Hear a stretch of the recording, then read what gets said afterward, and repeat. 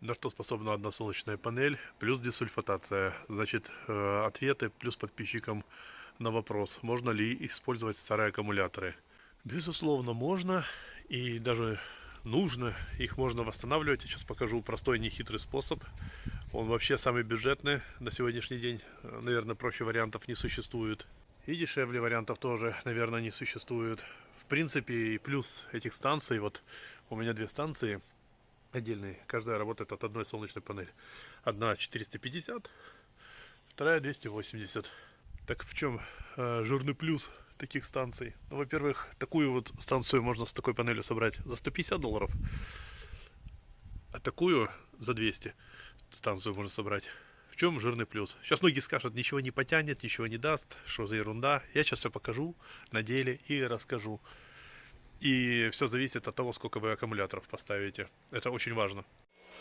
Значит, начну с восстановления, так как уже много ребят просят. Расскажи, покажи. Вот этот аккумулятор я восстановил сейчас на 53%. Сейчас он может заряжаться уже реально. Ну, я буду его восстанавливать, насколько это возможно. Ушло на это, конечно, 18 часов. А конкретно вот такая самоделка. Вот такая вот лампочка. Вот она должна немножечко светиться. Диодный мост. Блок питания на 13 вольт. Сейчас покажу, расскажу конкретную инструкцию, что да как. Предварительно хочу напомнить, что аккумуляторам этим 4,5 года. Вот они уже видно, что хорошо так работали. Надо их уже под восстановление пустить. Есть два способа. Один способ даже уже рассказывать не буду. Он очень накладный и затратный. И я сейчас вполне покажу бюджетный толковый способ. Давайте начну с теста. Это сразу для тех, кто больше всех знает, будет рассказывать, что ничего не восстанавливается, ничего не работает. Я 2 дня посвятил одному ролику, конкретно вот этому аккумулятору.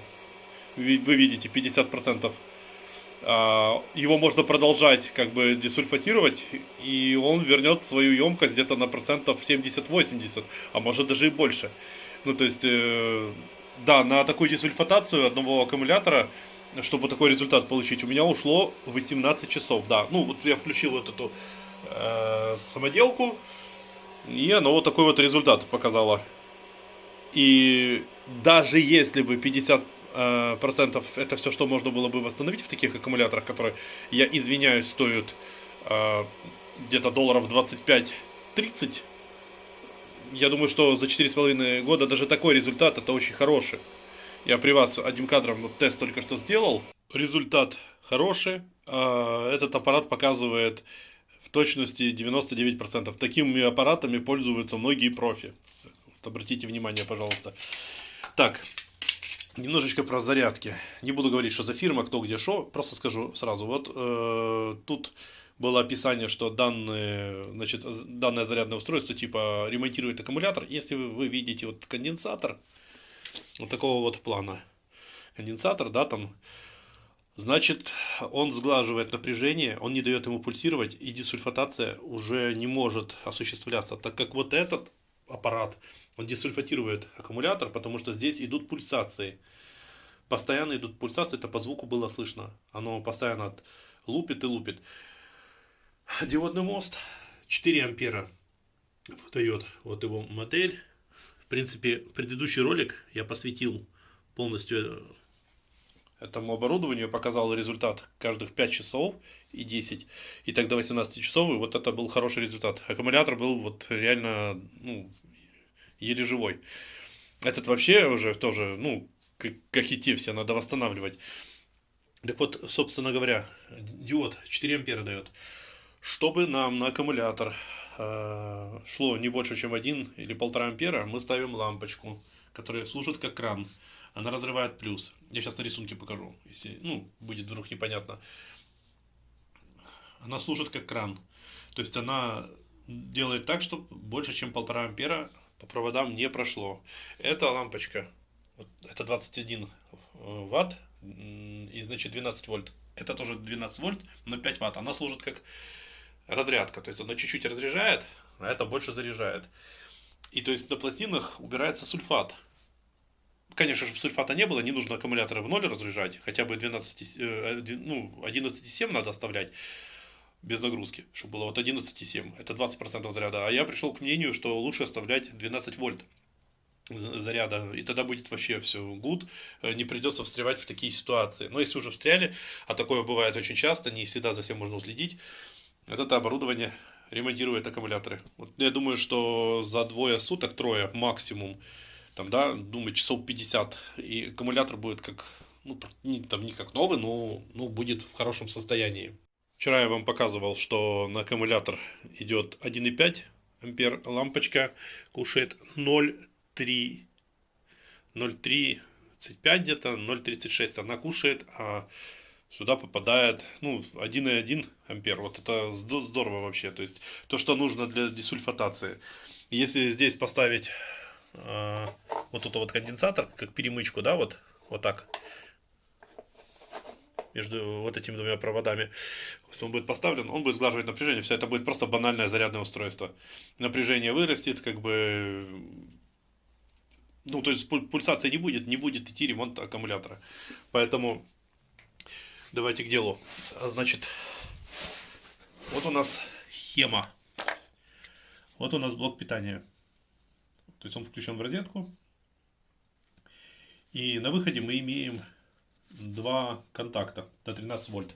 Это вот эти, если что, контакты. Мы можем замерить мультиметром, но меряем как переменное напряжение, потому что тут до сих пор еще переменное. Когда эти два провода придут вот сюда, к диодному мосту, то есть вот сюда, здесь без разницы, куда фаза, куда ноль придет, вообще не имеет значения. Кому-то это даже показалось смешным, хотя я все объясняю правильно. Вы можете даже у чата GPT это спросить в гугле, и вам все это также расскажут. Вот, здесь два синуса у нас изображены. Здесь, значит, у нас идет, уже на выход идет минус и плюс. Тут уже нужно соблюдать полярность. Потому что когда уже вот тут минус и плюс, тут уже идет постоянное напряжение. То есть постоянный ток. Значит, лампочка стоит на разрыве. Служит как кран. Потому что если лампочку сюда не поставить, вот вы видели, она тускло-тускло светилась. Хотя это стоп-сигнал, он достаточно сильно светит. Вот. Просто из-за того, что он служит как перемычка, то есть как кран, он не дает на аккумулятор идти аж 4 ампера, потому что нам не нужно, чтобы такой ток туда шел, можно его просто испортить. Нужно малым током, чем меньше, тем лучше. Вот. И вот я сейчас дорисую, чтобы было более все понятно. Просто сейчас так наглядно рассказываю. Вот у нас клеммы идут, да? Вот одна клемма, вот вторая. Между ними стоит лампочка, здесь нет полярности в ней. То есть, где мы соблюдаем полярность, это вот здесь. Мы соблюдаем полярность. Где минус, где плюс. То же самое, что как вот придет на аккумулятор. Все, что до, то есть, как здесь вот. Может, часто ребята не знают, что за провод. Это провод. Если мы затестируем мультиметром отсюда до сюда, то у нас получится 6 вольт. Или так, то есть без разницы. А вот здесь уже выходит 13. Вот так будет 6. Вот такая вот простая схема. То есть мы должны этот провод сюда, этот сюда. То есть вот без разницы. Полярности нет. А вот эти уже провода мы без разрыва соединяем раз. Этот провод идет через лампочку. Вот так. Плюсовой клеммой здесь без разницы. Тоже как лампочки вы подключите. Вообще разницы не имеет. Вот. Для диодного моста нужно охлаждение. То есть вот этот радиатор, он служит как охлаждение. Потому что он греется немножко. Это обязательно надо, чтобы он не перегорел или не понижался. То есть, если он перегреется, он будет понижать свой ток. Ну, то есть, эта схема будет работать плохо. К примеру, если здесь вот стоят 4 исправных аккумулятора на 62 ампер-часа, то есть, здесь есть 2 с чем-то киловатта, из которых можно реально киловатт точно использовать. То есть, сколько вы аккумуляторов сюда поставите, решать вам. Чем больше аккумуляторов, тем больше у вас будет киловатт. То есть, тем вы можете там, ну, чем-то попользоваться, там, например. Ну, зависит, конечно, еще какой у вас инвертор стоит. А у меня стоит вот такой вот. То есть, когда я говорил, стоимость там одной станции $200, это имеется в виду. Там солнечная панель, 450 ватт, инвертор, два аккумулятора, контроллер, без которого ничего не будет работать. То есть, панель может одна заряжать очень много аккумуляторов. Если 280 ватт, если меня память не подводит, можно заряжать, ну, вот таких 6 аккумуляторов там стабильно. Даже умудрялся 8 ставить.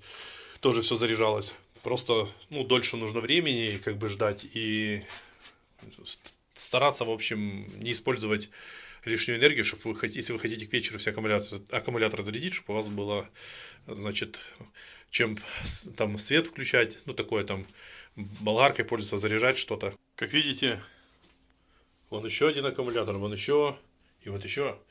Я ими уже давно пользуюсь, у меня их много, и если все делать с умом, то в принципе это классная тема и по карману. Понимаете, просто что один аккумулятор литий железофосфат, да, это круто, но он стоит 40 тысяч. Как бы за 40 тысяч, я думаю, что таких аккумуляторов я бы купил бы штук 20, не меньше. А может даже и больше. 3 таких аккумулятора, то есть, ну, так как я говорил, что их нельзя разряжать больше, чем половину, 3 таких аккумулятора уже по объему ампер-часов переплевывают 1 литий железофосфат на 60 ампер.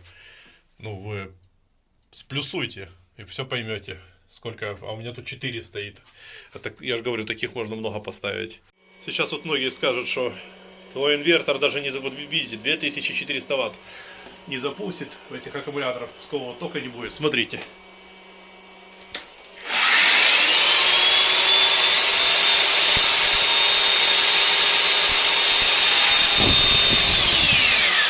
Остановил. Напряжение поднялось. Да.